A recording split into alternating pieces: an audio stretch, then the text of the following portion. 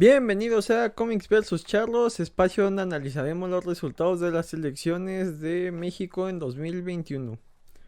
O no, yo creo que no, espacio donde hablaremos de cómics, videojuegos, películas y todo lo relacionado a la cultura popular. Y si queda tiempo hablaremos de charlería. Yo soy Jim. Y pueden seguirme en Twitter como Jim2. Y gracias por vernos en YouTube o escucharnos ya sea en Spotify, Google Podcast, Anchor y demás. El número 3 siempre ha sido un número bastante importante dentro de la numerología, ya que por ejemplo en la religión católica representa a la deidad por esta Trinidad que son el Padre, el Hijo y el Espíritu Santo. A mí en lo personal la numerología y todo eso me tiene sin cuidado, pero aprovecharemos esa idea para hablar de tercias o tríos famosos dentro de la cultura popular. Nunca busquen trío cómics porque probablemente les aparezca cosas que no quieran ver, o tal vez sí. No solo es único en la religión judeocristiana, también en otras religiones, por ejemplo en la mitología griega, estaba esta trinidad de dioses, ¿no? Zeus, Hades y Poseidón, que se dividían el Olimpo o casi casi la tierra, el mar, que en su momento era muy importante ya que Grecia pues eran islas, y el inframundo, ¿no? Siempre nos hemos cuestionado qué hay más allá de la vida. Y aquí, por lo general, el formato que utilizamos es hablar primero de Marvel de entrada porque es de lo que sé un poquito más, no es que sea experto, pero sí conozco un poquitín más porque es lo que más he leído. Luego DC y ya luego todo lo demás, pero aquí quiero hacer una diferencia porque creo que el trío más significativo dentro de la cultura popular serían los tres mosqueteros, que es el libro escrito por Alejandro Dumas o Alejandro Dumas, depende qué tan mamones sean para el lenguaje. Y aquí los tres mosqueteros, lo curioso es que ellos dan el título al libro, sin embargo el protagonista es D'Artagnan. Él, D'Artagnan, conoce a estos personajes que son Athos, Aramis y Porthos. Y en el mismo día tiene encuentros con cada uno de ellos, acaba retándolos a duelo a los tres y se dan cuenta de lo sobrado y prepotente que es el muchacho y la confianza que tiene en sí mismo y cómo trata de mantener esta idea de los mosqueteros y rescatar este pundonor. Entonces acaba ganándose el respeto de este trío y por ende lo apoyan en sus aventuras. Por un lado, Athos es una especie de noble venido a menos que decide unirse a los mosqueteros y conserva cierto aire de autoridad. Aramis duda entre seguir su vocación religiosa y seguir siendo un mosquetero al servicio del rey, que era una especie de fuerza de élite, y a la vez a lo largo de la historia pues tiene esta fama de ser un ladies man o un mujeriego. Y por último, Portos, que básicamente es como una especie de chaca. Lo describen que usa ropas así muy exageradas y no muy acorde a la moda de esa época en Francia. Y es el más gritón y el menos caballero de los tres, pero supuestamente es como el más fuerte físicamente. Y juntos tienen aventuras, se han adaptado millones de veces desde películas live action, historietas, han aparecido en caricaturas como las Tortugas Ninja, tienen su propio anime que es el de D'Artagnan. Entonces creo que es el trío más común y esta idea de tercios pues siempre hace referencia a los tres mosqueteros. La obra original es complicada de leer porque el formato es que eran relatos cortos que salían en formato de serie en el periódico. Entonces, si tú te sientas a leer Los Tres Mosqueteros, a veces hay capítulos en los que no pasa nada porque básicamente es Alejandro Dumas haciendo tiempo para que la historia se fuera desarrollando. Entonces, si quieren, denle una visitada, pero creo que es de esos libros que queda más a la imaginación de que son una gran aventura a lo que realmente son. Yo aquí haciendo crítica de un clásico de la literatura donde probablemente los más estudiados me van a linchar de manera impresionante. De ahí ahora sí ya entramos a materia más del estilo cómics versus charlos.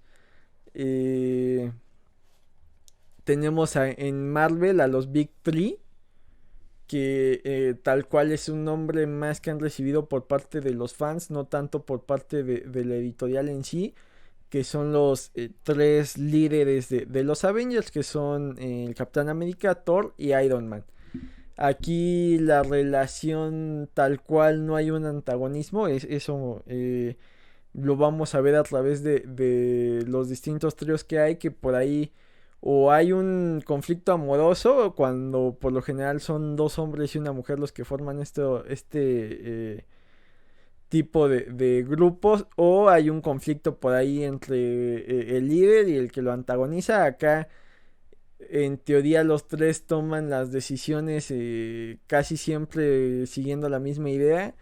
eh, por eso el enfrentamiento que hubo entre el Capitán América y Iron Man en Civil War fue tan importante, porque contraponías a dos de los líderes de los Avengers. Thor en ese momento no participa porque en los cómics estaba muerto, entonces también fue una manera de evitar un balance de poder, no solo porque es el dios del trueno, sino también para no darle la razón ya sea a Iron Man o al Capi.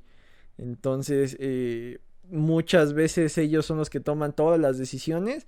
Aquí lo triste y curioso es que no se consideraron a otros miembros fundadores como Hulk, que Hulk en la historia de los Avengers no es tan relevante, por ahí del número 3 deja de ser parte del equipo, y dejarías de lado a la avispa y al hombre hormiga, que siempre han hecho menos a Hank Pym, y por ende pues no está en la toma de decisiones a veces que tienen estos tres. De ahí otro trío muy famoso dentro de Marvel, que no tiene ninguna relación con los cómics, pero existió, es a Spider-Man y sus sorprendentes amigos, o Spider-Man and His Amazing Friends, que el trío lo completaban Firestar y Iceman. Tenían ahí una dinámica de roomies, todos vivían en el mismo departamento que también era su base, y cuidaban su identidad secreta de la tía May, que luego iba y les llevaba pancakes. Y lo más chistoso de todo es que él tenía cierto protagonismo, o era la mascota del equipo, eh, el perrito de la tía May. Y aquí lo triste y oscuro de la historia es que dentro del evento de Spider-Verse, donde muchas versiones distintas de Spider-Man se juntaron dentro de los cómics siendo perseguidas por Morlun, que es una especie de vampiro, y su familia, una de las versiones que aparece muerta dentro de este cómic pues es esta de Spider-Man. Supongo que al autor no le agradaba tanto y le dio este final tan lúgubre. Y otra tercia por ahí que hemos visto en Spider-Man que han intentado darle impulso es la que vemos en la película dentro de Spider-Verse, formada por Spidey, por Miles y por Gwen.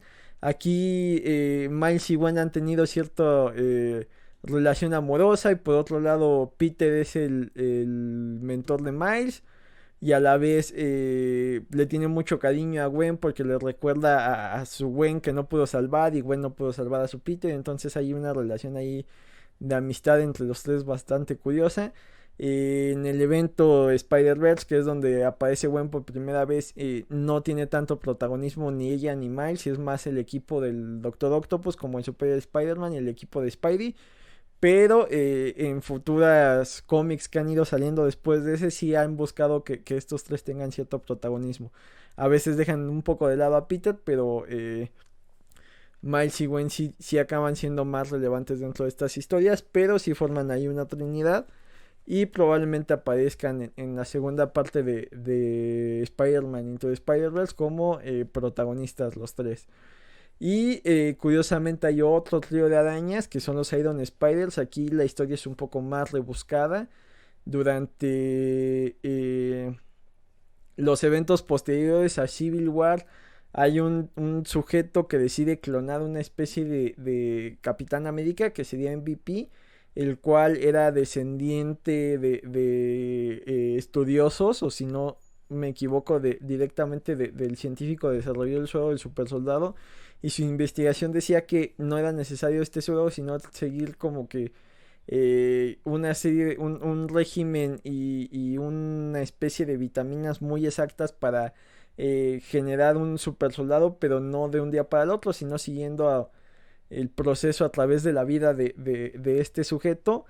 De ahí este MVP que esperaban que fuera el nuevo Capitán América muere, pero hay un científico que lo clona y hace muchos clones de él, entre ellos una tercia de chicos, los cuales le ponen el traje de Iron Spider, que es el que usa Spider-Man durante Civil War.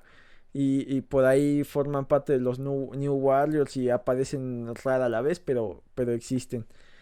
Y dentro de los Asgardianos, también un trío muy famoso son los tres guerreros que lo conforman Fandral, Hogun y Volstagg, que es un trío bastante extraño. Por un lado tienes a Fandral, que es similar a Damis, es un poco más mujeriego y juguetón, que es el tipo rubio carita. Por otro lado, Hogun, que es como más sensato y más serio. Y no entiendo qué tiene que ver los Asgardianos, pero él tiene rasgos asiáticos. Y Volstagg, que es más como Portos, que es más gritón y famoso por su enorme volumen y por su gran apetito. Esta tercia aparece dentro de las películas del MCU. Y los X-Men también tienen por ahí algunos tríos un poco rebuscados. Me gustaría resaltar el que forman Colossus, Nightcrawler y Wolverine, que son básicamente los X-Men que llegan como segunda generación. Y si bien los X-Men siempre son equipos con básicamente de 5 integrantes para arriba, estos tres sí a lo largo de las publicaciones han mantenido una amistad ahí bastante interesante. Entonces quería recalcar que ellos por ahí siempre están juntos de cierta manera, o al menos se preocupan por ellos. Y muestra de esta amistad está el movimiento especial que tienen entre Colossus y Wolverine, que es la bola rápida especial, donde Colossus lanza a Wolverine, aprovechando que el tipo básicamente puede resistir cualquier golpe y que tiene esas garras de metal para provocar gran daño. Suelen destrozar sentinelas utilizando este movimiento. Y otra tercia famosa dentro de X-Men son las Cucos, que eran quintillizas, pero por ahí dos se vuelven malas y acaban muriendo, entonces quedan limitadas a ser tres. Su origen era un poco desconocido, pero se ha ido revelando que son clones de Emma Frost. Entonces estas tres trillizas utilizando, eso sonó horrible, estas tres chicas utilizando su poder mental forman una especie de enjambre. Entonces juntas son unas telépatas bastante poderosas. De ahí en DC, muchos de sus eventos se centran en la famosísima Trinidad, la cual la conforman Superman, Batman y Wonder Woman. Aquí lo curioso es que Superman y Batman ya eran conocidos como un equipo, como los World Finest o como los mejores del mundo. Y para completar llega Wonder Woman, una para evitar ser un club de Toby similar al que está en Marvel, en el que son puros hombres. Y dos, porque Wonder Woman es un personaje bastante importante dentro de la continuidad de DC. Aquí sí empieza esto que mencionaba de que a veces hay triángulos amorosos. Se le ha relacionado a Superman con Wonder Woman. En los cómics de Dark Knight Returns te dicen que ella realmente es el verdadero amor de Superman, porque es la única que podría entender esta casi divinidad que tiene Superman, y a la vez cuando se ponen físicos pues pueden darlo todo, y hay escenas ahí bastante perturbadoras. También hay cierta relación entre Batman y Wonder Woman. Esta se explotó un poco más en la serie animada, entonces sí existe este triángulo amoroso ahí bastante extraño, pero ya en la continuidad habitual los tres confían mucho los unos en los otros. Wonder Woman entiende un poco la responsabilidad que tiene Superman y también empatiza un poco con el camino de venganza que tiene Batman, pero no por eso se deja mangonear. Ella tiene su propia identidad y decide también tomar voto cuando las cosas parecen no corresponder a lo que ella quiere. Y la relación de Batman y Superman pues ha explotado millones de veces en millones de cómics, y es el dúo favorito de DC para explotar. No por nada cuando intentaron alcanzar lo que el MCU llevaba en películas, pues lanzaron Batman contra Superman, donde por primera vez vemos a esta trinidad en pantalla compartiendo cuadro. Otra tercia ahí bastante interesante que no se explotó a lo largo del tiempo, pero sí fue importante en su momento, fue la de los fundadores de Young Justice. Young Justice se funda en una historia donde eh, en teoría desaparecen todos los niños, o al menos esa es la visión que tienen los adultos, porque para los niños desaparecieron los adultos, entonces se crean, digamos que dos tierras casi en el mismo espacio, entonces los héroes adultos o mayores de edad estaban buscando encontrar a los niños, y los héroes menores de edad, que en este caso son Superboy, que es el hijo, digo hijo entre comillas porque es el clon de Superman, pero completado con ADN del ex Luthor, entonces Luthor tiene una fijación ahí bastante extraña con Superman. Superboy, que es Connor Kent. El otro es Robin, que es Tim Drake. El tercer Robin, que es como el más sensato y el más listo de los tres, que a mí me agrada creo que más. Y Flash, que es, bueno, Bart Allen, que en algún momento sería Flash, que también es conocido como Impulso, en ese momento de Impulso, que se supone que viene del futuro y es más rápido que los otros Flash y no lo puede controlar. Entonces estos tres personajes acaban trabajando tan bien juntos que deciden formar un nuevo equipo, y ellos son la base de ese equipo. Aquí lo curioso es que conforme ha ido avanzando la continuidad y el relajo que hay de Flash y cuál de los Flash está vigente, y esto de la fuerza de velocidad, Impulso se ha ido perdiendo dentro de la continuidad, y entonces Superboy y Robin sí han mantenido esta amistad a tal grado que cuando Superboy muere, Robin decide cambiar el color de su traje para hacerle homenaje a su amigo. Y la otra trinidad que surgió un poco en el evento Trinity War, que era, digamos, para hacer referencia a estos personajes de Batman, Superman y Wonder Woman, es la Trinidad del Pecado, que son piezas centrales en este evento. Por un lado, se supone que como que los máximos representantes de la magia deciden juntar a los más grandes pecadores de la historia para encomendarles una misión y que expíen sus pecados, y estos son Pandora de los mitos griegos, la cual por su curiosidad abrió la caja que traía todos los males en el mundo, la famosísima caja de Pandora, que no entiendo por qué tiene el nombre de ella y ella no la podía abrir, pero bueno, Pandora es uno de estos personajes. El otro es de Phantom Stranger, que dentro de los mitos de DC es una clara referencia a Judas Iscariote, porque te dicen que su pecado fue tan grande y como lo tiene que expiar, le ponen 30 monedas de plata alrededor del cuello y le dicen que en el momento en que logra expiarlos todas esas monedas irán desapareciendo. Y por último está The Question, que se mantiene ahí la duda de quién es este personaje. Si no mal recuerdo es de los últimos personajes creados por Steve Ditko, también co-creador de Spider-Man. Y él, lo interesante y cómo lo manejan dentro de este arco es que fue un tipo que creció en poder de forma tal que decidieron borrarlo de la historia, por eso no tiene facciones y no sabe él quién es. Entonces su misión en la vida es encontrar respuestas que, bueno, mejor dicho, generar preguntas para respuestas que tal vez nunca encuentre, incluido quién era él. Ya pasando a otros medios, en las películas es muy común tener este tipo de estructuras, pero aquí nos vamos a centrar en una que pareciera que siempre tiene estas tercias, que sería Star Wars. En la trilogía original, que serían de la 4 a la 6, aquí me voy a hacer bolas con los números, no porque no sea fan, sino porque es un desmadre. De la 4 a la 6, el trío que nos presentan como protagonistas son el chico granjero Luke Skywalker, el contrabandista que encuentran en el bar de Mos Eisley, Han Solo, que ahí está acompañado por el buen Chewbacca. Y por otro lado a la princesa que van a rescatar, que en el momento en que llegan a rescatarla se dan cuenta que ella podría casi casi haberlo hecho sola, que es Leia Organa. La dinámica está bastante extraña, por ahí Luke cierta atracción por Leia, luego se dan cuenta de que son hermanas. Luke se hace amigo de Han Solo hasta cierto punto, porque Han Solo es como una especie de mentor para el chico que nunca ha salido de su granja, y opuestos se atraen. Por un lado Leia, preocupada por toda su planeta al ser la princesa de todo este pueblo, y por otro lado Han Solo, que era un contrabandista que solo se preocupaba por él mismo y un poco por Chewbacca, acaban encontrando el amor.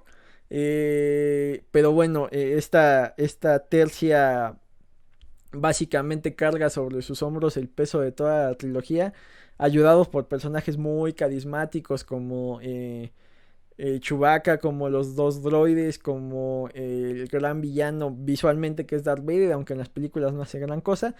Y de ahí, para precuela, se busca repetir esta fórmula con tres personajes, pero aquí la química no se siente tan natural. Por un lado tenemos a Obi-Wan Kenobi, a Anakin Skywalker, padre de Luke y Leia, y a Padmé Amidala, que es la madre de Luke y Leia. Aquí, la relación que hay entre Obi-Wan y Anakin, entre alumno y mentor y a la vez hermano mayor, hermano menor, creo que en las películas no acaba de verse reflejada, funciona muy muy bien dentro de la serie de Clone Wars. Y por otro lado, Padme dentro de la serie de Clone Wars no es tan pieza central como dentro de las películas. Pero en las películas la química que hay entre el actor, Hayden Christensen y esta Natalie Portman, como que nunca les crees que realmente estén enamorados y que su amor sea tan grande como para acabar poniendo de cabeza a toda la galaxia. Entonces, esta trilogía funciona medianamente más por Clone Wars. Y de ahí pasamos a la trilogía de Disney, que aquí ya la tercia realmente parece no funcionar. La conforman Poe Dameron, que es el único de los tres que tiene apellido, que te dicen que es una especie de piloto ahí, que sí está comprometido por la causa, pero no es muy bueno siguiendo las reglas que establece la resistencia. Es una especie de sucesor espiritual de Han Solo, pero nunca le llega al carisma de Harrison Ford. Por otro lado tienes a Finn, que te dicen que es un soldado, que decide desertar de la Primera Orden. Personaje que pintaba para desarrollarse muy bien, con esta idea de que es una víctima más de la guerra y que él no quiere luchar, pero acaba decidiendo tomar las armas por una causa buena. No acaba de cuajar la historia y acabó siendo el actor casi casi víctima del guión al ser relegado en la última película. Y por otro lado tienes a Rey, la cual iba a ser hasta cierto punto la primera protagonista mujer Jedi. En papel estaba muy bien, pero también nunca acaba de cuajar su relación con los otros dos. Poe y Finn sí tienen cierta química ahí de buenos amigos. Finn parece estar enamorada de Rey, pero a la vez tiene miedo de que ella esté enamorada de Poe. El triángulo y la tensión amorosa que hay nunca se resuelve entre ninguno de los tres. Llega Kylo, que está mamadísimo, y acaba conquistando a Rey. Y la película en sí, al menos el desarrollo de estos tres personajes, creo que queda muy corto y no se acaban ganando el cariño del público como lo hicieron Luke y Leia y Han Solo. E inclusive las series ayudan un poco para que también recordemos con cierto cariño a Anakin y a Obi-Wan. Acá no acaba de cuajar y insisto, no tiene sentido que ella se acabe llamando Rey Skywalker cuando realmente debió llamarse Rey Solo. Porque en la primera Han es como su figura paterna y le agarra cierto cariño. Se escuda mucho con Leia y Guy recibe mucho cariño de parte de Leia. Y aparte se enamora de Ben Solo, entonces no entiendo por qué decide continuar con este legado de los Skywalker. Y por ahí, en las distintas series y demás de Star Wars, buscan que exista esta especie de tercia de personajes. A veces se logra, a veces hay más involucrados. Pero en el que sí fue un éxito y que sí hay esta mecánica que funciona y esta química que funciona muy bien entre los tres, es en Rogue One, donde esta tercia es Cassian Endor, como el agente de inteligencia de los rebeldes, que es un poco sádico y un poco cuadrado en el sentido de que la misión es lo más importante y no importa quién sufra. Contra Jyn Erso, que no está tan convencida, pero acaba volviendo la causa suya y le devuelve las esperanzas a Cassian de que están luchando por algo que es justo. Y el Comic Relief, que es un poco K2SO, que es este droide que es imperial, que fue reformado para ayudar a la resistencia y a los rebeldes. Ahí todavía no era la resistencia, era la rebelión. Pero bueno, hay mucha química entre estos tres y ahí el interés amoroso que acaba siendo Cassian para Jyn. Y vamos, por ser precuela y porque estos personajes no los podía seguir viendo dentro del universo, pues sabemos cómo termina de manera un poco trágica. Siguiendo con propiedades de Disney, una tercia que también me parece muy interesante es la que vemos en Piratas del Caribe, la trilogía original, por así decirlo, formada por el capitán Jack Sparrow, Will Turner y Elizabeth Swann. Hay una cierta descendencia y a la vez complicidad entre Jack Sparrow y Will Turner, porque Jack se vuelve la ventana al mundo de Will para dejarlo vivir las aventuras que él creía que podía vivir o que él merecía vivir hasta cierto punto, más allá de ser el hijo de un herrero. Y por otro lado, el amor que hay entre Will y Elizabeth, que parece que es como que muy puro y que va a triunfar a pesar de todo, y como Jack siente cierto celo porque él nunca va a sentir algo similar, entonces empieza a confundir y cree hasta cierto punto que él también está enamorado de Elizabeth. Aquí la tercia funcionaba también que si bien la primera película es fantástica y la segunda y la tercera ya van bajando de calidad, Jack Sparrow sin estos otros dos personajes que lo controlen y lo contengan ya no funciona, y por ende tenemos una cuarta y una quinta películas que ya son patadas de ahogado para revivir la franquicia, donde los productores parecen que creían que todo funcionaba en función de funcionaba en función, yo aquí siendo un espectro en dialéctica y sintaxis y demás, todo funcionaba de acuerdo al carisma que tenía Johnny Depp como Jack Sparrow, y parece que no es suficiente para levantar la franquicia, necesitaba de estos dos personajes que funcionaran como contrapeso.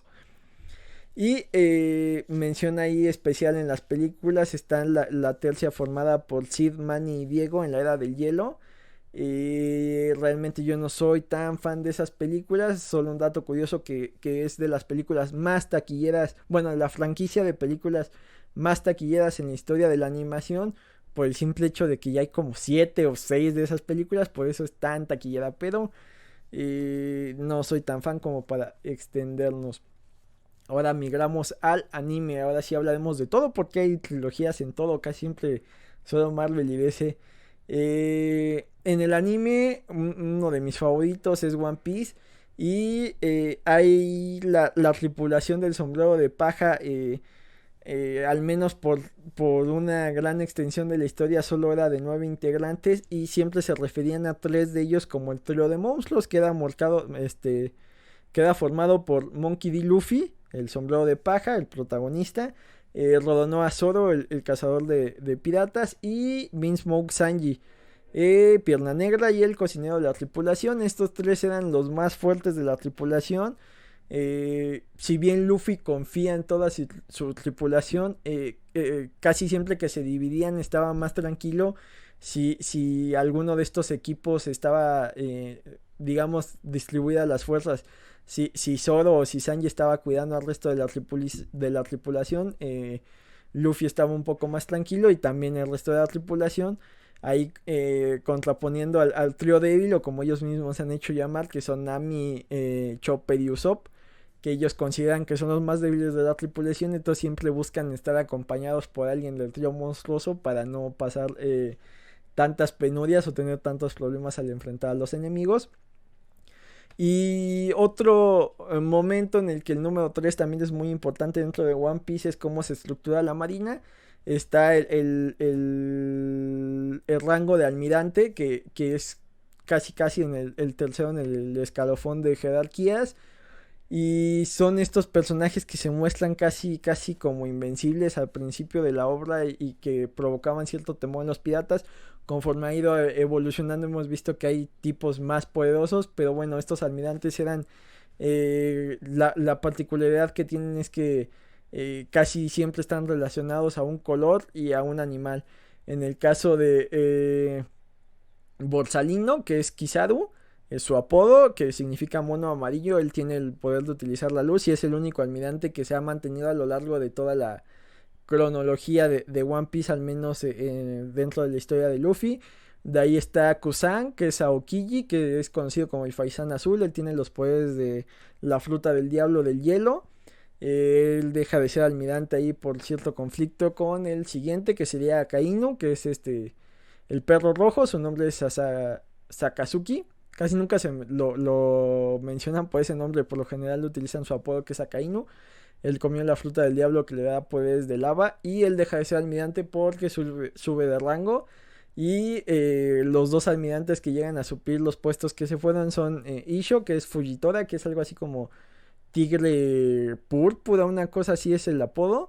Él tiene poderes de utilizar la gravedad y hay otro que es Ryokugyu, del cual todavía no se revelan qué poderes tienen, pero el apodo significa todo verde. En Naruto, y aquí cambiando drásticamente, el número 3 es muy importante porque es la manera en que se dividen los equipos ninja. Eh, Vamos, en la historia hay muchos equipos ninja, está el de Kakashi, todos los que son compañeros de generación de Naruto, los tres que vienen de la aldea de la arena, que son Gaara y sus dos hermanos, pero los protagonistas son el equipo 7 que está conformado por Sasuke Uchiha, Naruto Uzumaki y Sakura Haruno. Sí me acordé de los apellidos. Estos son los protagonistas. Hay una rivalidad ahí impresionante entre Sasuke y Naruto. Según Naruto son los mejores amigos. Según yo no se toleran. Pero bueno, él ansía con desesperación que Sasuke regrese, que es uno de los temas principales de la obra.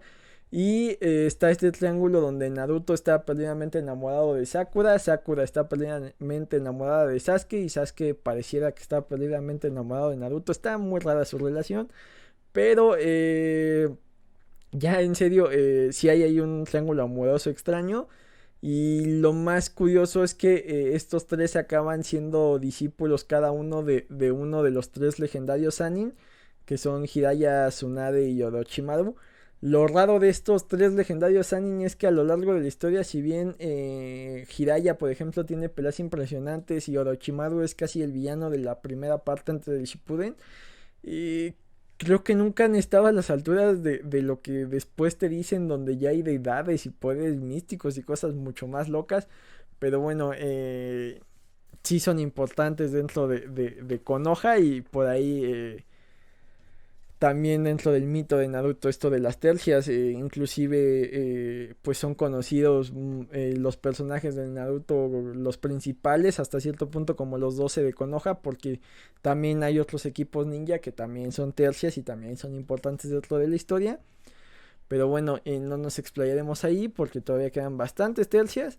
Un par de datos curiosos ahí de anime también en tercias es en Pokémon, que teníamos a Ash, que si bien ese protagonista casi siempre va acompañado de otros dos personajes. En un principio eran Misty y Brook.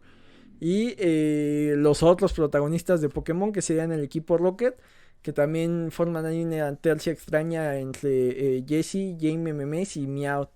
Si bien Meowth también es un Pokémon, es el único Pokémon que habla, más allá de repetir su nombre de manera incesante. Y forma una tercia cómica ahí entre Jesse James y Meowth, que creo que son el espíritu de la serie, y más por el doblaje que se le daba aquí en Latinoamérica. Los personajes alcanzaron otras dimensiones. Y en Dragon Quest, las aventuras de Fly, también había una especie de tercia que eran Dai, Pop y Mam. Aquí los menciono porque en los videojuegos, al menos más en los de este estilo de RPG, hay muchos donde utilizas a tres personajes. Y Dragon Quest al tener esta dualidad de ser manga, anime, videojuego, pues no quería dejar pasar esta mención. Ya en libros, el otro trío que quería mencionar, más allá del primero que eran los mosqueteros, es el trío de oro, o así como fue bautizado por los fans. Esta tercia formada por Harry, Ron y Hermione.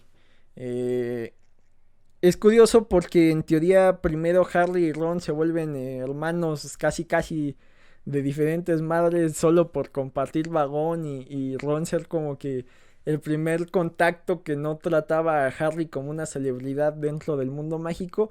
Y Hermione te dicen que tiene una actitud un poco huraña y es como una sabelotodo que se acaba volviendo su amiga más porque estaba atrás de ellos, no tanto porque ellos la incluyeran. Y hay un dato importante, es que dentro de las películas se cambió un poco la dinámica porque Hermione acaba siendo básicamente la más importante y los otros dos solo la siguen.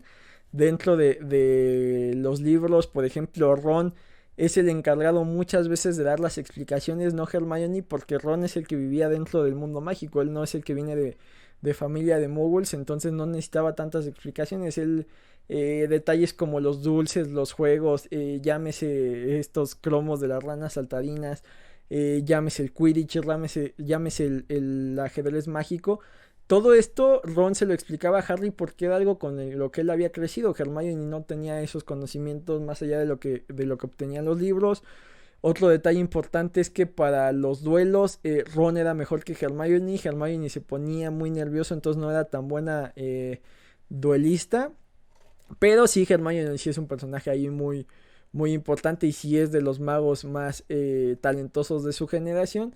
Sin embargo, en las películas, pues muchos de los atributos positivos que tenía Ron se los acaban trasladando a Hermione. Ya dejando, digo, podríamos haber buscado más en libros, pero libros y cultura popular y demás habría sido complicado extenderse. Y además no recuerdo otro libro donde haya leído un trío, por ahí déjenme en los comentarios, donde haya leído una tercia, porque un trío tal vez sí. En fin, no rebusquemos ahí términos, pero Disney sí utiliza esta cualidad de las trinidades vamos, por lo general cuando son duetos, chocan las personalidades y ya. Un ejemplo en comedia y de algo muy relativo a lo que hay en Disney, pues tienes los encuentros que había entre Bugs Bunny y el Pato Lucas. Bugs, si bien ambos tienen cierto nivel de locura, Bugs era más mesurado y más frío y más calculador, y Lucas era más impulsivo y más visceral. Entonces este choque de ambas personalidades pues desataban sketches muy muy cómicos. Sin embargo, en Disney, la dualidad, digamos, similar sería la sensatez de Mickey con lo visceral de Donald. Pero aquí entra una tercera rueda que es Goofy, que entre su inocencia y despiste cierra muy bien esta tercia de personajes para desarrollar sketches cómicos fantásticos.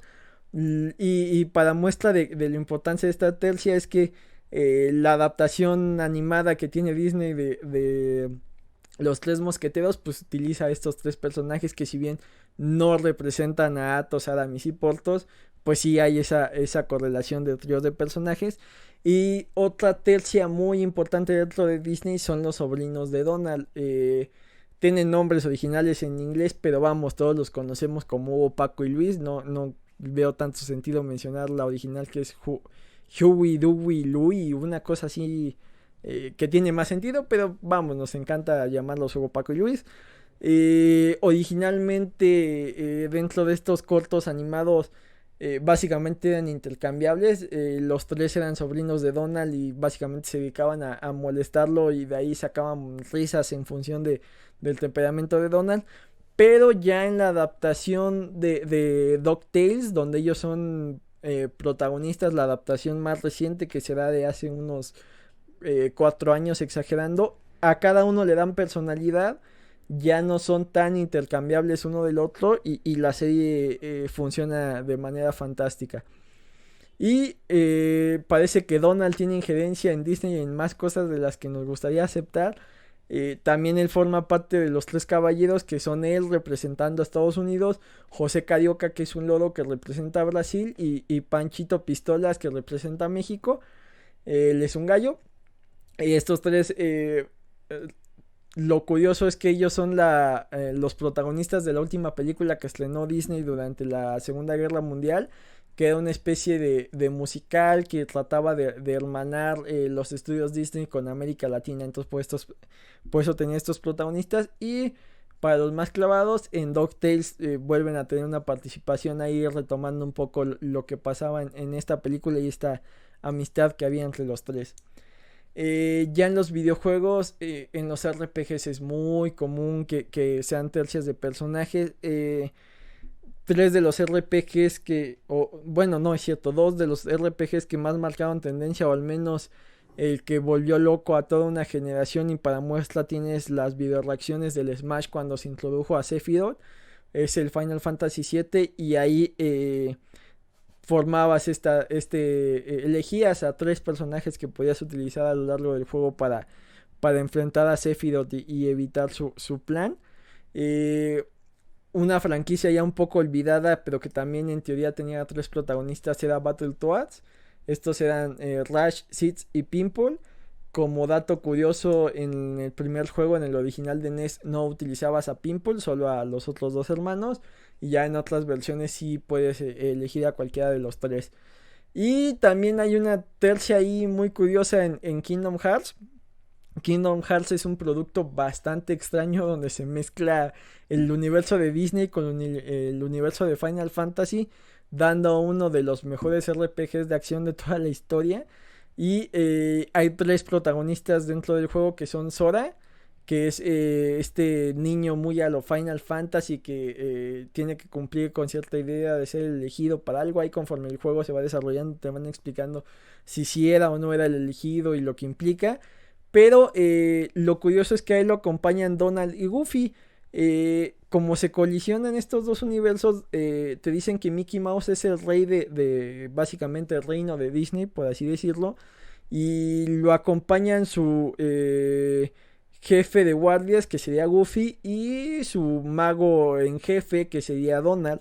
Entonces, como en la historia desaparece Mickey, Donald y Goofy acompañan a Sora para restablecer el orden y a la vez encontrar a su rey. Por otro lado, Sora formaría parte de otra trinidad dentro del juego junto con Riku y Kairi. Riku por ahí sería el amigo estilo Vegeta, que los dos tienen ciertas habilidades y pelean por ver quién es el mejor de los dos y tienen esta rivalidad amistosa que en el juego pues deja a veces de ser amistosa. Y por otro lado tienes a Kairi, que sería el interés amoroso un poco de Sora y a la vez cumple cierta función de princesa, ya que dentro de todo esto de las llaves que sigue la mitología del Kingdom Hearts y de poder abrir los distintos mundos y crear cierto nexo y que coalicionen y demás, parte de la mitología es que hay 9 princesas que contienen digamos que el poder para evitar esta catástrofe. Las 8 son de Disney y la otra sería Kairi, que es el personaje original del juego. Y de ahí, en las series hay muchas, pues vamos a mencionar algunas sin profundizar tanto. Los triquis me odiarán si no menciono esta tercia, que sería la que forman en las series originales de Star Trek el Capitán Kirk, Spock y el Dr. McCoy. Aquí la dinámica es que Kirk es el aventurero todo corazón, que a veces, si bien no es tonto, pues se dejaba llevar más por sus emociones. Spock, el cual era todo lógica, su razonamiento vulcano no tenía espacio para las emociones. Y el Dr. McCoy, que era, digamos, que el punto medio y el que lograba el consenso entre los 3 para que su tripulación saliera adelante en las aventuras. Uno que sí quiero recalcar son las chicas superpoderosas, este fenómeno de Cartoon Network de finales de los 90, casi toda la década de los 2000 estuvo de moda, formado por Bombón, Burbuja y Bellota, las cuales fueron creadas en función de flores, colores y muchos sabores, azúcar, flores y muchos colores. Ya no me sé la fórmula, pero bueno, el profesor Utonio estaba intentando formar a la niña perfecta. Yo aquí intentando exprimir de mi memoria el intro de la serie. Pero bueno,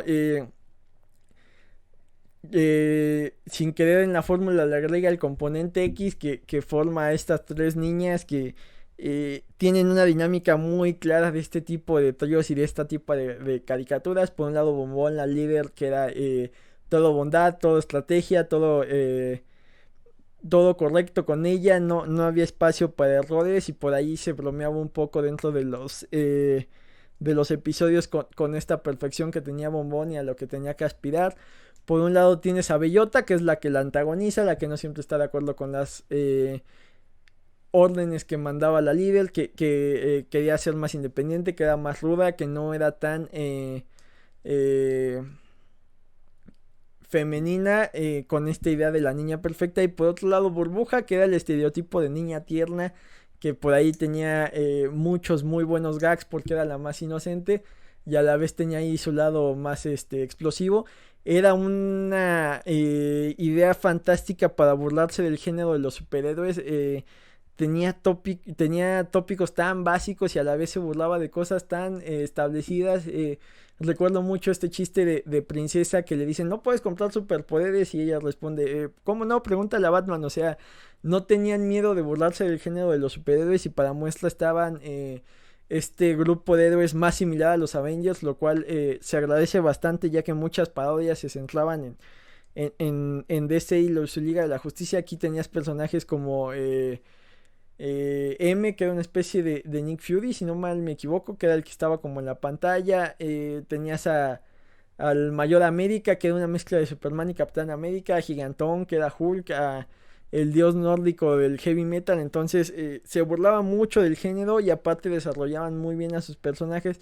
Se respetaba mucho las diferencias que había entre ellas. No era la típica serie donde todos eran intercambiables, y aparte su galería de villanos era igual de extraña y igual de graciosa que ellas tres.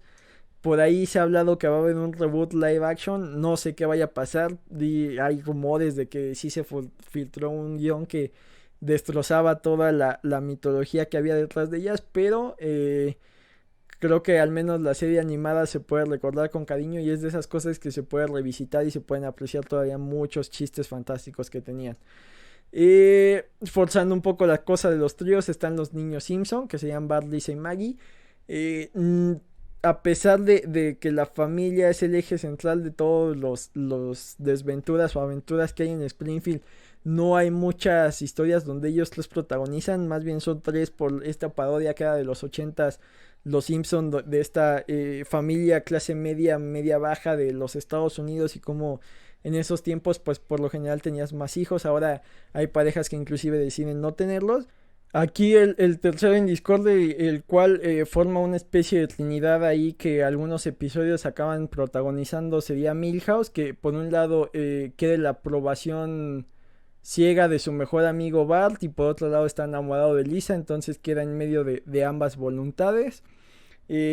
Alvin y las ardillas es un trío famosísimo, con Alvin, Simón y Teodoro, cada uno con su distinta personalidad, que tenían en común la pasión por el canto, lo cual era rarísimo. Eh, Algo mucho más reciente que también tiene una popularidad impresionante a pesar de ser muy pocos episodios es Weaververse, o Los Escandalosos, con Pardo, Panda y Polar, que está muy muy chistosa. Creo que es una gran serie de lo último rescatable dentro de Cartoon Network. Ed y Eddie, las aventuras sombrías de Billy y Mandy también por ahí tenían una tercia que completaba la muerte. Los Ángeles de Charlie, Charmed o Encantadas, eran tres hermanas, y también esto de la numerología y el poder de las tres. Los protagonistas de iCarly eran tres, Sam, Freddy y Carly, que si bien los secundarios complementaban muy bien los chistes, pues por lo general se centraba en ellos. La actriz que la hacía de Carly repite dentro de Drake y Josh, generando esta tercia cómica también, que ahí pues tenían más peso los que daban el nombre a la serie. Tienes a Danny Phantom, que también por ahí eran tres. O sea, es muy común ver estas tercias. Digo, podría seguirme en Hannah Montana, era un grupo de tres amigos. O sea, no sé ya qué tanto dentro de lo que buscamos en cómics de escucharlos, que no. Hay tríos, hay muchas películas con tres protagonistas, hay infinidad, tres señores y un bebé, o no sé cómo se llamaba eso. O sea, podría seguir aquí hablando de tercias y tratando de analizarlas todas. La última mención honorífica serían los tres chiflados, que era este trío cómico que todos tenemos presentes, pero creo que en Latinoamérica realmente no tienen la importancia, porque una, son muy viejos; dos, el humor no siempre traduce también de un país al otro. Podríamos seguir hablando de tercias, podríamos hablar de tríos, pero eso ya sería meterse en la industria de entretenimiento para adultos, lo cual todavía no abarcamos aquí. Así que yo creo que sería todo. Podríamos hablar de tríos o tercias en la charrería, pero ya hablé bastante, y como podrán notar cada vez se hace más oscuro y la luz se ve más extraña. Así que yo creo que por ahí sería adecuado terminar ya con esto. Gracias por escuchar y espero que les guste la nueva imagen. No hablé de ello el último episodio. Y aquí que ya me extendí no debía mencionarlo, pero muchas gracias a Monse por esta nueva imagen. Ya se ve mucho más profesional esto. Te lo agradezco infinitamente y sabes que te quiero más de lo que tú me quieres a mí. Cuídense, bye.